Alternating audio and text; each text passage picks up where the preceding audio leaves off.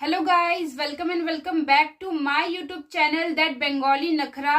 सो मैं फिर से आ गई हूँ एक और धमाकेदार सी रियल हॉरर स्टोरी के साथ। आज की मेरी जो वीडियो है वो बिहार की है और बहुत ही ज्यादा खतरनाक होने वाली है। तो वीडियो को पूरा देखना और चैनल पर आए हो तो चैनल को सब्सक्राइब जरूर कर देना। So without further ado let's get started. तो आज की हमारी स्टोरी का विक्टिम है मनोज। मनोज बिहार का रहने वाला था। मनोज की उम्र 30 साल की थी और उसकी शादी हो चुकी थी और उसकी एक बेटी भी थी जिसकी उम्र 5 साल की थी। मनोज बिहार के एक छोटे से गांव भागलपुर में रहता था। मनोज की फैमिली एक लोअर मिडिल क्लास फैमिली थी जिसमें मनोज, मनोज की पत्नी, मनोज की बेटी और मनोज की मम्मी रहा करते थे। क्योंकि अब मनोज की बेटी धीरे धीरे बड़ी हो रही थी, इसीलिए मनोज को किसी अच्छे से काम की तलाश थी जिससे कि उसे ज्यादा पैसे मिल सके अपना घर चलाने के लिए। मनोज ने कई सारे नौकरी की तलाश की लेकिन उसे कहीं से भी अच्छे पैसे नहीं मिल रहे थे। मनोज का दोस्त मनोज को एक गार्ड की नौकरी के बारे में बताता है, लेकिन एक दिक्कत थी। जहां मनोज की गार्ड की नौकरी लगी थी वो जगह मनोज के घर से काफी दूर पर था। लेकिन मनोज सोचता है कि मुझे इतनी अच्छी तनख्वाह वाली नौकरी मिली है, मुझे करना ही चाहिए। अगले ही दिन से मनोज अपनी ड्यूटी के लिए निकलने लगा। वो हर दिन दोपहर के समय अपने साइकिल लेके अपने घर से निकल जाता था और उस जगह कम से कम 2 घंटे में पहुंच जाता था। मनोज की नौकरी जहां पर लगी थी वो एक बड़ी सी बिल्डिंग थी जिसकी निगरानी मनोज को करनी थी। वो बहुत ही पुरानी बिल्डिंग थी और वहां कोई भी नहीं रहता था, लेकिन उस बिल्डिंग के ऑनर ने ही मनोज को वहां की निगरानी करने के लिए हायर किया था।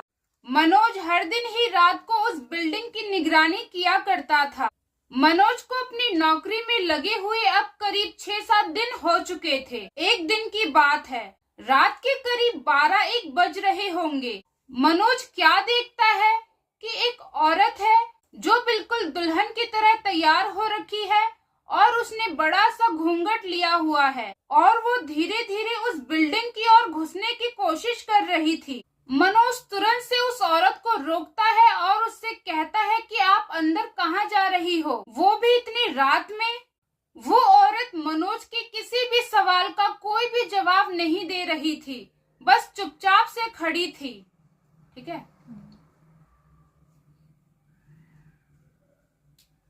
उस लड़की ने बहुत ही बड़ा घूंघट लिया हुआ था जिससे उस लड़की का बहुत ही जरा सा चेहरा दिख रहा था, हल्का सा चेहरा दिख रहा था, जिससे मनोज उस लड़की का चेहरा देखने की कोशिश कर रहा था।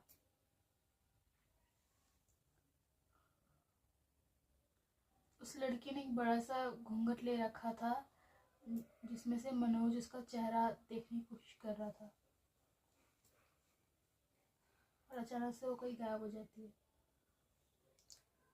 उस औरत ने बड़ा सा घूंघट लिया हुआ था जिसमें से मनोज उस औरत का चेहरा देखने की कोशिश कर रहा था कि तभी वो औरत वहां से तुरंत से गायब हो जाती है। मनोज सोचता है कि पता नहीं वो औरत इतनी जल्दी कहाँ गायब हो गई। तो ऐसे ही कुछ दिन और बीत गए। एक दिन की बात है, रात के करीब 2-2:30 बज रहे थे। उसे उस बिल्डिंग के अंदर से किसी औरत की पायल की आवाज सुनाई देती है, जिसे देखने के लिए वो तुरंत से अपना टॉर्च लेता है और बिल्डिंग की तरफ जाने लगता है। तो उसे वही दुल्हन औरत नजर आती है। वो मन में सोचता है कि इस औरत को तो मैंने भगा दिया था, तो ये इस हवेली के अंदर कैसे आ गई। ये सब मनोज सोच ही रहा था कि तभी वो औरत अपना घूंघट उठाती है और मनोज को अपने चेहरे की दर्शन कराती है।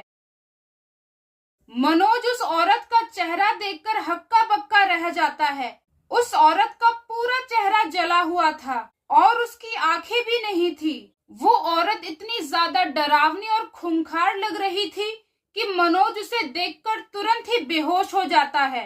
सुबह जैसे ही मनोज की आंखें खुलती है तो वो खुद को उस हवेली के बाहर पड़ा हुआ नजर आता है। वो बहुत ही ज्यादा डर जाता है और तुरंत से अपनी साइकिल में बैठकर अपने घर की ओर भागने लगता है। पूरे 2 घंटे के रास्ते में मनोज सिर्फ यही सोचता रहा कि कल रात जो कुछ भी हुआ, अगर मैंने उसके बारे में अपनी पत्नी को बता दिया तो वो मुझे इस काम के लिए दोबारा आने नहीं देगी। वो सोचता है कि जैसे तैसे बस मैं 1 महीना यहाँ काम कर लेता हूँ ताकि मुझे अपने 1 महीने की सैलरी मिल जाए, फिर उसके बाद मैं कुछ और नौकरी देख लूंगा। मनोज जो सोचता है वो वैसे ही करता है।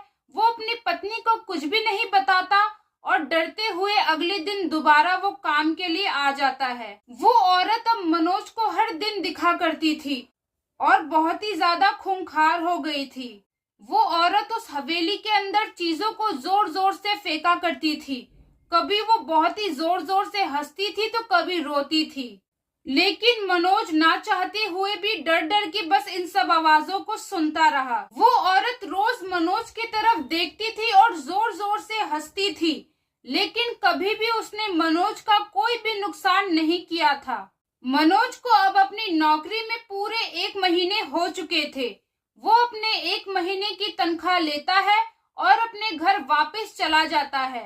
आप सबको यही लग रहा होगा कि कहानी खत्म हो चुकी है, लेकिन असली कहानी तो यहीं से शुरू होती है। लेकिन आगे कहानी में आपको ऐसे ऐसे ट्विस्ट मिलने वाले हैं जिसे सुनकर आप भी दंग रह जाएंगे, जो कि आपको पार्ट 2 में सुनने को मिलेगा। सो गाइस, इसी के साथ इस स्टोरी का पार्ट 1 यहीं पर खत्म होता है। पार्ट 2 जानने के लिए चैनल को सब्सक्राइब जरूर कर लेना। मैं आपसे मिलूंगी पार्ट 2 के साथ। तब तक के लिए बाय।